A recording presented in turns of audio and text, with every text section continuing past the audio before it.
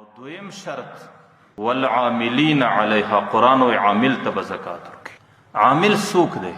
په تیرو دورو کې چې کله اسلامي حکومت نو د حکومت د طرفه یو سړی پر دې باندې مقرر سي چې ته به زکاتونه راټولې، ته به ټکسونه راټولې، ته به جزیه راټولې، د هغې وظیفه ده او دې ته عامل ویل کېږي.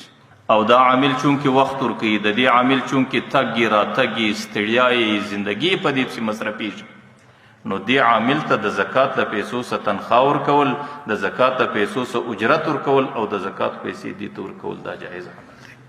او دا یوه خبره ده چې عامل چونکې د مسکینانو د طرفه وکیل دی، ځکه باچا دی د غریبانو وکیل ټاکلی دی، نو چې د عامل لاس له پیسې ورسېدې ګواکې د فقیر لاس له ورسېدې، چې په کومه ورځ ستا پیسې دې عامل ته ورکړې په هغه ورځ ستا زکات ادا سو. او بیا دې عامل ته چې کوم زکات ورکول کېږي، پیسې ورکول کېږي، دا ګواکې د فقیرانو د طرفه ورکول کېږي، دا د زکات پیسې نه دي، دا فقیران خپلې پیسې وده ته په خپل اجرتو په مزدوري کې ورکوي. لیکن د یو تنظیم سربراه، د یو موسسې مشر، د یو مدرسې مهتمم دا سړی پر عامل باندې نسي قیاسولی.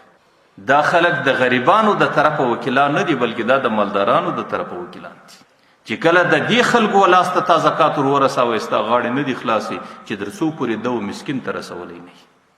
که چیرې دغه سړی دا د زکات پیسې 2 کاله د ځانه سره کښېږدي او مسکین ته 2 کاله بعد ورسوي، لا هم 2 کاله د دې مالداره غاړې په باندې دي، بلکې د دې مالداره زکات هلته ادا کېږي چې دغه مهتمم دی، دغه د تنظیم سربراه دی، د موسسې مشر دی، دا به دې زکات دی فقیر ته رسوي، ځکه دی د فقیر وکیل نه دی، دی د مالداره د طرفه وکیل دی. او دا پر عامل سړی نسي قیاسولی. دې خلکو ته د زکات د مده څخه تنخواه ورکول او د زکات پیسې ورکول او د زکات د پیسو څخه اجرت و مزدوري ورکول دا جایز عمل نه وي. زموږ استازو په دې لویو ښارو کې بعضې ادارې جوړې سوي دي د موسساتو په نامه باندې، هغې هم د زکات پیسې ټولوي او هغې ځان ته د فواید عامې ادارې وایي، مفاد عامه دی او رفاهي ادارې دي او مختلف کارونه د زکات په پیسو باندې کوي. نو کله په هغې باندې پل جوړوي، کله په هغې باندې اسپتال جوړوي، کله هغې باندې سړک جوړوي، کله نور کارونه په کوي، چې په هغې کې بیا د فقیر او د غریب هېڅ امتیاز نشته. نو هغې ته په زکات ورکولو باندې د سړي غاړې نه خلاصېږي.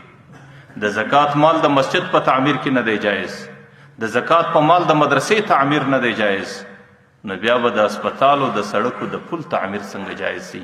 نو ځکه د دې سره احتیاط کول هغې ته زکات نه ورکوي.